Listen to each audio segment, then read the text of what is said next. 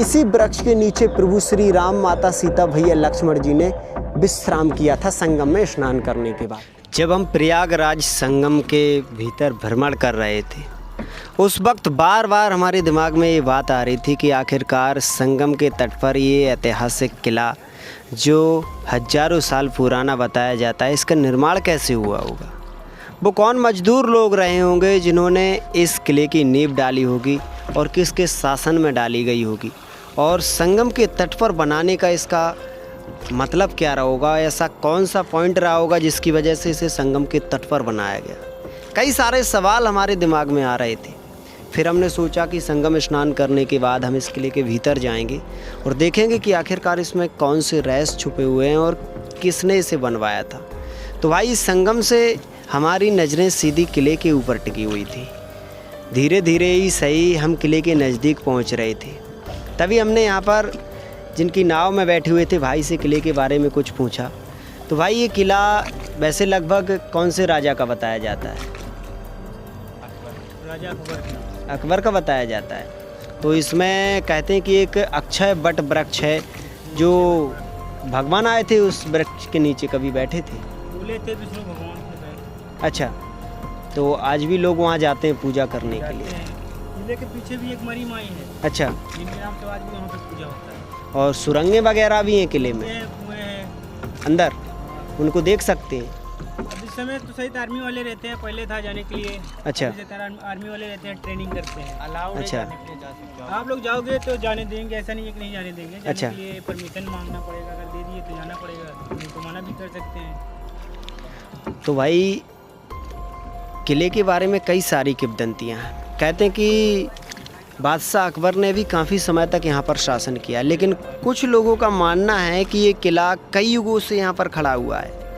कुछ लोगों का तो यहाँ तक कहना है कि जब प्रभु श्री राम जी, माता सीता और भैया लक्ष्मण जी यहाँ वनवास के दौरान आए थे और जब इस संगम तट को उन्होंने पार किया था, तो एक अक्षय वट वृक्ष है, उस वृक्ष के नीचे बैठकर काफ़ी समय उन्होंने बिताया था। तो उस वृक्ष के पत्ते वगैरह आज भी गिरते नहीं हैं। ये भी बताया जाता है कि वो कई युगों से खड़ा हुआ है, लेकिन आज भी ऐसा लगता है कि ये वृक्ष ज़्यादा पुराना नहीं है, मोटाई उसकी बहुत ज़्यादा है। कई सारे और भी रहस्य उस किले में छुपे हुए हैं। धीरे धीरे हम उस किले के नज़दीक पहुंच रहे हैं और उसकी विशालता को दूर से देखकर जो कई सारे बख्तरबंद बुर्ज, कई सारी ऐसी खूनी खिड़कियां जिनसे शत्रु को सीधा देखते ही उसका विनाश कर दिया जाता था, पता ही नहीं चलता था दुश्मन शत्रु को कि कब उसके ऊपर अचानक से हमला हो गया। गर्मी सर्दी बरसात में खड़े रहकर पहरा देने वाले वो बुर्ज, वो खिड़कियाँ, वो छजियाँ यहाँ पर देखने को मिलेंगी जो बड़े बड़े राजा महाराजाओं के किले में हमें देखने को मिलती हैं। तो अब हम यहाँ से सीधा थोड़ी ही दूरी पर किले के नज़दीक पहुँच गए थे और हमें इंतज़ार था कि कब हमारी नाव किनारे पर लगे और हम इस किले के भीतर जाएं। तो अब यहाँ से सीधे चलते हैं किले के भीतर।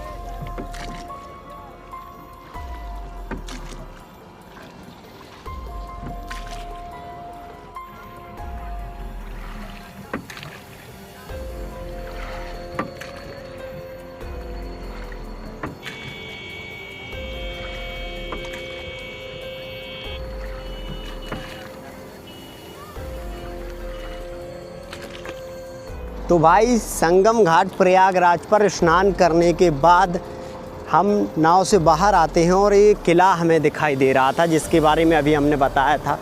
अब हम किले के भीतर बढ़ते हैं। किले का निर्माण करवाया था सम्राट अशोक ने और उनका यहाँ पर राज्याभिषेक हुआ था पहली बार। फिर उसके बाद तो कई राजा आए गए और समय समय पर शासन बदलते रहे। एक चीज़ देखो, ये किला बिल्कुल संगम से लगा हुआ है। यहाँ से इसकी प्राचीर फैली हुई है लगभग 1 किलोमीटर तक। तो हम इसकी प्राचीर, इसकी सुरक्षा, इसके दरवाजे और इसके भीतर उस वट वृक्ष को देखने के लिए चल रहे हैं जिसके नीचे कभी भगवान प्रभु श्री राम, माता सीता और भैया लक्ष्मण जी ने बैठकर समय बिताया था। यहाँ पर आज अभी तो वैसे कोई ऐसा त्यौहार नहीं चल रहा है, फिर भी देख लो आप कितनी ज़्यादा संगम के इस एरिए में भीड़ है। और जब वो स्नान चलता है 2025 में जैसे हुआ था अमृत स्नान, तब तो भीड़ की कोई बात ही अलग थी। किला इतना बड़ा एरिए में फैला हुआ है कि भाई क्या ही कहें। हमने जब इस किले को देखा तो हम भी दंग रह गए कि भाई सबसे बड़ी बात तो ये है कि ये संगम के तट पर बिल्कुल बालू पर कैसे बनाया गया होगा, और बालू पर निर्माण होने के बावजूद भी ये बेहद मजबूती के साथ आज डटा हुआ है। तो भाई अब किले से दूरी हमारी ज़्यादा नहीं थी, ये इतनी ही दूरी बची हुई थी, और ये बुर्ज वगैरह दिख रहे थे, और इसके अंदर हमें राजा रानियों के वो रंग महल दिख रहे थे जो बेहद लग्जरी है। कहते हैं कि आज भी सुरंगों के रास्ते रानियां जहां स्नान करने कभी जाया करती थी, वो हिस्से इसमें देखने को मिलते हैं। सारा कुछ हम आपको दिखाने की कोशिश इसलिए करेंगे क्योंकि ये किला देखने में रोचक है, ऐतिहासिक है, और आधे से अधिक किले में आर्मी रहती है। तो वैसे तो किला इतना रहस्यमय है, कहते हैं कि सम्राट अशोक के टाइम के काफ़ी अस्त्र शस्त्र भी किले में पाए जाते हैं, लेकिन क्या कुछ आज देखने को मिलता है वो इस वीडियो में पता चलेगा। बढ़ते जा रहे हैं हम इस किले की तरफ, और कई सारे बख्तरबंद बुर्ज हमें दिखाई दे रहे जो एक समय सैनिकों की भरमार यहाँ हुआ करती थी, और हम उस तरफ वहाँ उस दरवाजे के पास जाएंगे। सबसे पहले हम किले का गेट देखेंगे, क्योंकि गेट तो इसमें कई सारे हैं, लेकिन जो यहाँ दिखता है संगम घाट की तरफ उस गेट को देखेंगे।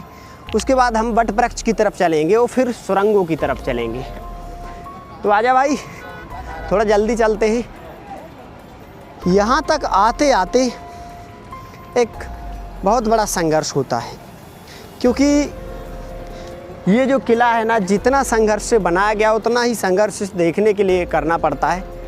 कई घंटे ट्रेन में सफ़र करना पड़ता है, धक्के खाने पड़ते हैं, तब जाकर यहाँ तक आ पाते हैं। बाकी आप लोगों को कैसा लगता है वो आप कमेंट में बता देना। एक ऐसा बुर्ज दिखा रहा हूँ ना उस समय का, जो सबसे शक्तिशाली बुर्ज था उस समय, बख्तरबंद बुर्ज जिसे कहते हैं, वो बुर्ज दिखा रहा हूँ जो राजा के दरवाजे की सबसे खास सुरक्षा पैदा किया करता था उस समय। जस्ट पहुँच ही चुके हैं उस बुर्ज के पास। ये देखो सामने वो बुर्ज लगा हुआ है, और लोग बाग जा रहे हैं अक्षय वट वृक्ष के दर्शन करने। तो पहले हम दरवाज़ा देखेंगे किले का, फिर उस तरफ जाएंगे। यहाँ से आ जाओ भाई, ये देखो, ये अक्षय वट वृक्ष के लिए रास्ता है, और ये है बुर्ज। ये जो बुर्ज सामने देख रहे हो ना, ये वो बुर्ज है जिस पर गर्मी सर्दी बरसात में कई सारे बलिष्ठ सैनिक खड़े होकर हर समय पहरेदारी किया करते थे। इसी बुर्ज से राजा महाराजाओं की जान की रखवाली होती थी। और दरवाज़ा कैसा है आज किले का, वो चीज़ आज मैं आपको यहाँ से दिखाने वाला हूँ। तो दरवाजे को देखने के लिए जब हम जा रहे हैं तो वहाँ पर वो स्थान भी देखेंगे जहाँ से रानियाँ कभी फूलों की बारिश किया करती थी छज्जियों में खड़ी होकर।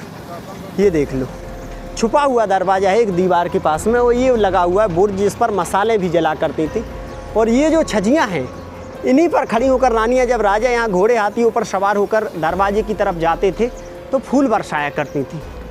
ये दरवाजे का दृश्य देख लो जो हज़ारों साल पुराना है।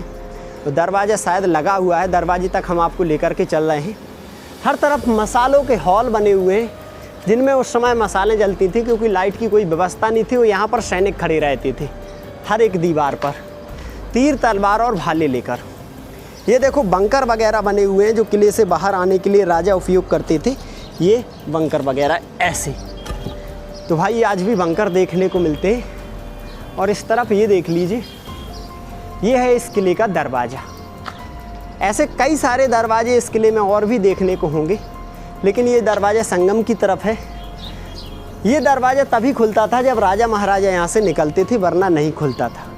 दूसरी चीज़ मैं आपको बता दूँ, ये मसालों के हॉल हैं जिनमें मसाले लगाई जाती थी उस समय। और यहाँ से कुछ ऐसा दिखता है अभी। तो भाई अब यहाँ से चलते हैं उस अक्षय वट वृक्ष की तरफ और उस सुरंग की तरफ। कहते हैं कि सम्राट अशोक ने जब इस किले को बनवाया ना, तो इस किले को कोई जीत नहीं सका। कहते हैं कि आज भी इस किले में अगर कोई ज़्यादा अंदर रहस्यमय सुरंगों में जाता है तो उसकी आंखों की रोशनी चली जाती है। इस किले को कभी कोई जीत नहीं पाया, ऐसा कहा जाता है। बाकी ये कितना सच है ये तो किले को देखकर पता चलेगा। अब हम सीधा यहाँ से बढ़ रहे थे उस अक्षय वट वृक्ष की तरफ। तो भाई हम फिर से इसी रास्ते से हो लिए, और थोड़ी ही दूर पर वो अक्षय वट वृक्ष लगा हुआ है, और चारों तरफ से भीड़ आ रही है उस संगम पर स्नान करने के लिए और उस वृक्ष के दर्शन करने के लिए। तो भाई यहाँ से सीधे हम उस वृक्ष की तरफ बढ़ लेते हैं। वृक्ष की तरफ जब हम बढ़ रहे हैं तो सामने एक दरवाज़ा है, उसका नाम है अक्षय वट दरवाज़ा। अक्षय वट दरवाजे से ही हमें अंदर जाना है और ये चौकी भी यहाँ पर बनी हुई है। तो भाई भीतर के लिए जब हम बढ़ रहे हैं तो भीतर उस वृक्ष के बारे में जो कुछ लिखा हुआ है यहाँ पर वो भी आपको दिखाएंगे और वृक्ष की क्या हालात हैं वो भी चीज़ आपको दिखाएंगे। ये देखो भाई, यहाँ से अब अपन अक्षय वट वृक्ष की तरफ बढ़ रहे हैं और ये पूरा गलियारा है वहाँ तक जाने के लिए। बाकी अभी वो काफ़ी दूरी पर है यहाँ से, लेकिन अब हमारा किले परिसर में एंट्री हो जाएगा कुछ ही कदमों के दौरान। अभी हम यहाँ से आए थे इस एरिए से और इस तरफ जा रहे हैं, तो समझ लीजिए कि किले परिसर में हम पहुँच चुके हैं। अक्षय वट एक ऐसा वृक्ष कहते हैं कि जो कभी बूढ़ा नहीं होता। उसके नीचे बैठने से, भगवान का नाम लेने से लोगों के पाप धुल जाते हैं, ऐसा भी कहा गया है। अब इसमें कितनी सच्चाई है, क्या है, ये तो उसी वृक्ष के नीचे जाकर पता चलेगा। कहते हैं कि ऋषि मुनि उसी वृक्ष के नीचे तपस्या करते हैं। तो भाई इस तरफ जाना होगा। ये पूरा रास्ता उसी वृक्ष के लिए बनाया गया है और उसी वृक्ष की तरफ हम बढ़ रहे हैं। अब कैसा क्या है देख लेते हैं।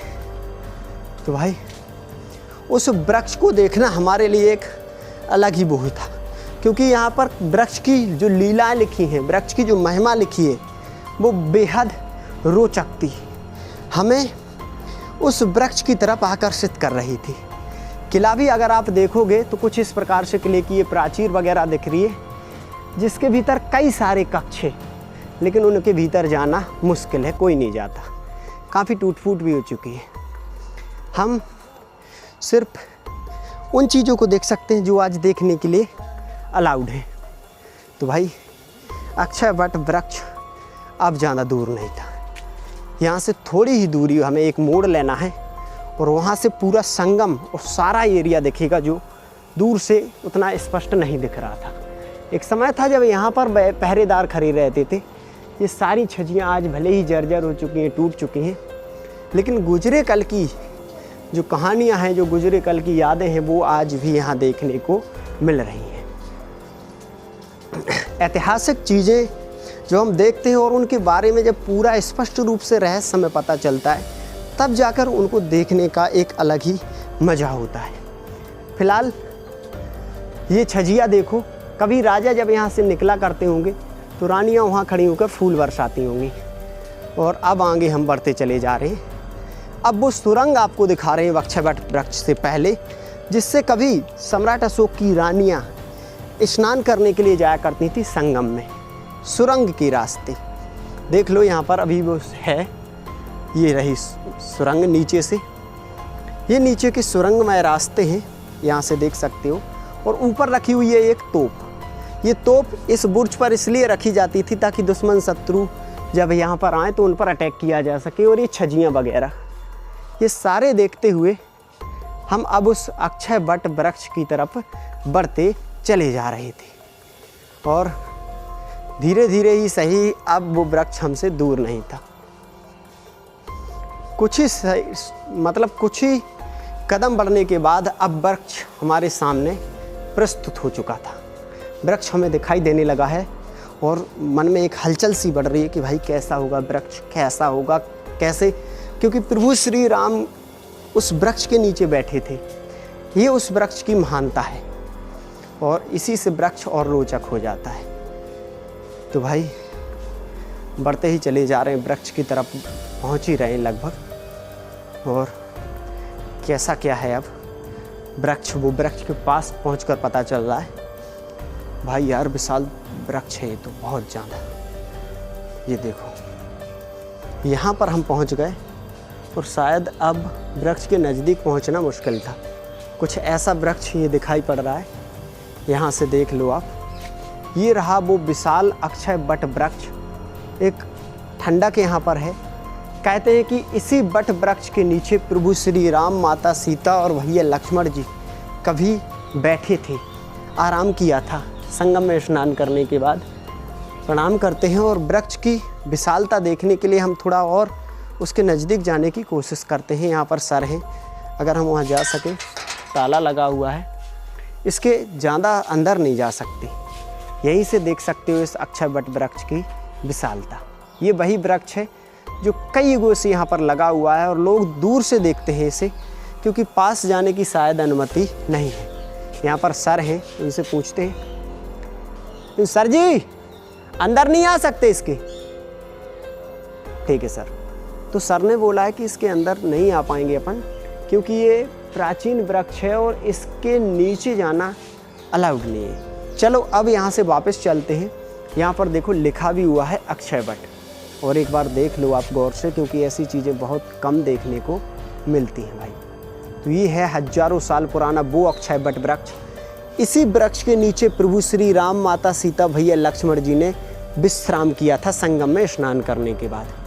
तो भाई अब यहाँ से चलते हैं वापस। ये पूरा किला आपने देखा, ये वीडियो कैसा लगा आपको वो कमेंट में बताएं। हम फिर से किसी ऐतिहासिक विरासत के साथ एक नए ब्लॉग वीडियो के साथ आपसे मिलेंगे। तब तक के लिए अपना ध्यान रखें। जय हिंद, जय भारत, जय श्री राम।